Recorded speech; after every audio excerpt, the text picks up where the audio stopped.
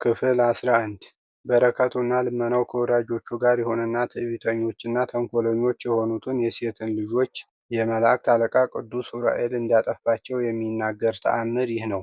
አጋህና በምትባል አገር ሴት የሚባል አንድ ሰው ነበር። እሱም ለሰው ፍጥረት የመጀመሪያ የሆነ የአዳም ልጅ ነው። ይህም ሴት ላሜህን ወለደ። ላሜህም ቃይናንን ወለደ። ቃይናንም መላልኤልን ወለደ። መላልኤልም ያሬድን ወለደ። ያሬድም ሄኖክን ወለደ። ሐዋርያው ይሁዳ በመልእክቱ እንደተናገረ ከአዳም ጀምሮ እስከ ሄኖክ 7 ትውልድ ሆነ ማለት ነው። ያን ጊዜ እንደፈለጋቸው የሚሄዱና ስራቸው ቅሚያ እንደሆነ እንደ ቃየል ልጆች የሴት ልጆችም እንዲሁ ወነበዱ። የእግዚአብሔርም መላእክት የሰው ልጆች ሲወጡና ሲወርዱ ያዩ ወይም ይመለከቱ ጀመር። የሴት ልጆች ደጋግና ሩህሩሆች ዓለምን በመናቅ ሐሳባቸውን ወደ አምላካቸው ያደረጉ ናቸው። የወንድ ግንኙነትን የማያውቁ 300 የሆኑ ሴቶቻቸውና ልጆቻቸውን ሰይጣን እንደተመረጡ መላእክተ እግዚአብሔር የተፈጠሩ እንጂ በወንድና በሴት ግንኙነት እንዳልተፈጠሩ አሳሰባቸውና በወጥመዱ ተሳቡ። እነዚሁ ሴቶች የፊታቸው ውበት እንደ ፀሐይ ብርሃን የሚያንጸባርቅ፣ ጠጉራቸውን በመቀስ የሚያስተካክሉ፣ የመልካቸውንም ተፈጥሮ በመስታወት የሚያስተውሉ ነበሩ። የሴት ልጆች ሴቶቹ ልብሳቸውን በረጅሙ የሚለብሱና የአንገታቸውም ርዝመት በመላእክት የእጅ መጠን 1 ስንዝር ነው። ድመት በተቆጣ ጊዜ እንደሚነፋ ልባቸው አበጠ ወይም ደነደነ። በንጹሕ ወይም በሚያበራ ምላጭም ይላጩ ነበር። ከዚያም የሚያድነውንና የሚገድለውን ዕፅ ወይም ቅጠል ለእነዚያ ሴቶች እግዚአብሔር ገለጠላቸው። ይኸውም ሴቶች ከእግዚአብሔር መላእክት ጋር በተጫወቱ ጊዜ ነው። መላእክትም ከሴቶቹ ቀንና ሌሊት አይለዩም ነበር። እግዚአብሔርም የተመረጠውን ምስጢር ማለት ክፉውንም ሆነ ደጉን ለይተው እስኪያውቁ ድረስ ገለጠላቸው። መላእክትም እንደገና እነዚህን ሴቶች ጓደኛ አደረጓቸውና በሽተኛና ደካማ የሚያደርግ የሚያስትና የሚያስጨንቅ ነገር ነገራቸው። በፍቅርና በመሳም ሌሊቱን ሁሉ ያለቅሱ ጀመር። የሰማይና የምድር መላእክትም እግዚአብሔርን በአዳም አምሳል ከአራቱ ባሕርያት ያልፈጠርከን ስለምን ነው እያሉ ሁልጊዜ ይለምኑት ነበር። ይህ ድንቅ ነገር ነው። እንደሱ እንደ አዳም ሆነን በተፈጠርንና ለከንቱ ወይም ለጥፋት በሆንን ነበር አሉት። ሁሉን የሚገዛ እግዚአብሔርም በማይጠቅማችሁ ነገር አትታለሉ፣ ከእግዚአብሔር ጸጋ ወጥታችሁ ግዙፍ ሥጋን ወዳችኋልና አላቸው። የሚዳሰስ ሥጋ ግን ኃላፊ ጠፊ ሟች ነው። እናንተ በሕይወታችሁ ወይም በተፈጥሯችሁ ንጹሐኖች ስትሆኑ የሚሞተውን ባሕሪ ፈለጋችሁን? እናንተ በጥፋት ትለያላችሁ። ጥፋትም እነሆ እግዚአብሔር የሠራውን ሥራ መንቀፍ ወይም ማቃለል ነው።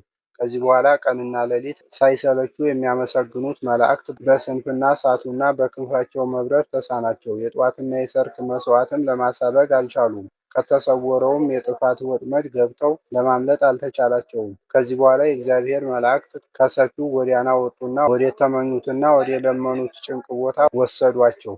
የሴቶች የፍቅራቸው ነበልባል መላእክትን ከሰማይ አውርዶ ይጥላል፣ ዝሙትንም ያሰራል። ስለዚህ ራሳቸውን በወርቅና በብር አስጊጠው እኒህ ደናግል ጠላቶቻቸው ሆኑ። በትከሻቸው ላይ የወረደው የፀጉራቸውም ውበት እንደ ነጭ ሐር የተፈተለ ሲሆን፣ ንግግራቸውም ከማር ወለላ ይልቅ ጣዕም ያለው ነው። ስለዚህ የእግዚአብሔር መላእክት ሁሉ በእነሱ ምክንያት በደሉ፣ ሳቱ። የእነዚህ ሴቶች መልክም ያማረ የተዋበ ነበር፣ ዘወትር በመስታወት የፊታቸውን ውበት ይከታተሉ ነበርና። ሐዋርያው ይሁዳ መላእክትስ እንኳ በበደሉ ጊዜ በፍጹም አላዘነላቸውም፣ በስቃይ ውስጥ በገሃነም አኖራቸው እንጂ እንዳለ። ስለዚህ ከበደላቸው ስላልተመለሱ ለዘላለሙ በጭንቅ በእሳት ውስጥ እንዲኖሩ አደረጋቸው። ከዚህ በኋላ ሚካኤልና ገብርኤል፣ ሱራፌልና ኪሩቤል፣ ዑራኤልና ሩፋኤል፣ ሳቁኤልና ሩፋኤል ሁሉም በየነገዳቸው የእነዚህን መላእክት ስህተት አይተው ይቅርታ እንዲያደርግላቸው እግዚአብሔርን ለመኑት። እሱ ግን የተሳሳቱትን መላእክት የክፋታቸውንም ብዛት አይቶ ወደ ቀድሞ ተግባራቸው ወደ ምስጋናና ወደ ዝማሬ እንዲመለሱ አላደረጋቸውም፣ ልመናቸውንም አልተቀበለውም። እግዚአብሔር ለሴቶች የሰጠውን ሥጋ ሰውነት የሚያበረታና የሚያደክም እንዲሁም ለአንዲቷ ሰውነታቸው ስቁረት የሚያጠነክረውንና የማያጠነክረውን ጥበብ ሁሉ ሰጣቸው። ይህ ትንሹ ስቁረት መውጫና መግቢያ ከሌለው ወደ ትልቁ ገደል ያወርዳልና፣ ይህ ስቁረት ክፉ ነው፣ መላእክትን ከሰማይ አውርዷልና። ብልሁ ሰሎሞን ይህ ጠባብ ስቁረት የ1 ክንድ ያህል መጠን ነው እንዳለ።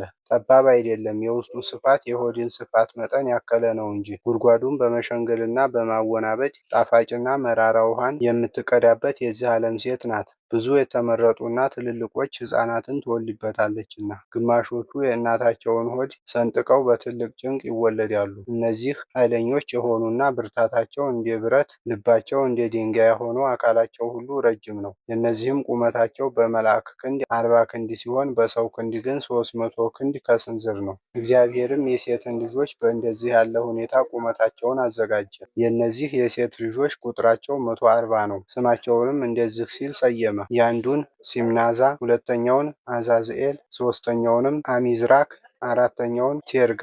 ከብዙዎቹ መካከል እነዚህ ሲሆኑ ስማቸው በትክክል ያልታወቀ በሌላ ወገን እንዳሉ ይታወቃል። ግርማቸው እንደ አንበሳ ግርማ፣ ድምፃቸው እንደ ዲብ ድምፅ ሲሆን ኃይላቸውም በአርያም ወይም በሰማይ እንዳሉ መላእክት ኃይል ነው። ዓይናቸው እንደ እሳት ነበልባል ሲሆን ሁለንተናቸውም የሚያብረቀርቅና እንደ ነጎድጓድ ድምፅ የሚጮህ ነው። ተራራዎችና ኮረብታዎች በፊታቸው ይወድቃሉ፣ በእግራቸውም እርምጃ እንደ ድንጋይ ይገለባበጣሉ።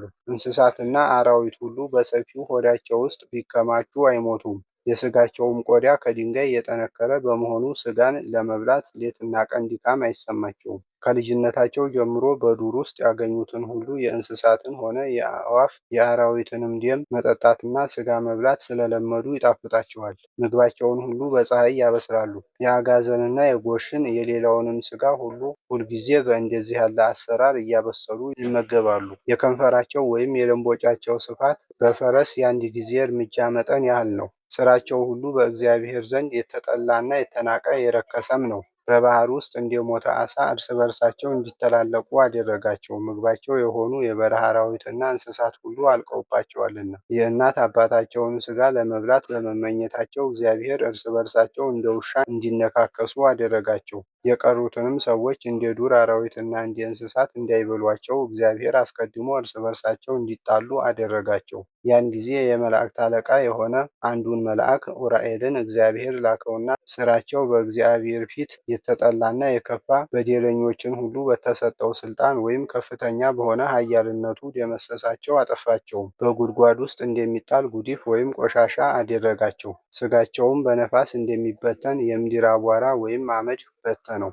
ስለዚህ እግዚአብሔር ስለ መደምሰሳቸውና የእናት አባታቸውን በቀል ስለመመለሱ በጣም ደስ አለው። በሦስትነቱና በአንድነቱ ይህንን ላደረገ ለእግዚአብሔር ምስጋና ይገባል፣ ለመንግሥቱም ለዘላለሙ መስገድና መገዛት ይገባል። አሜን።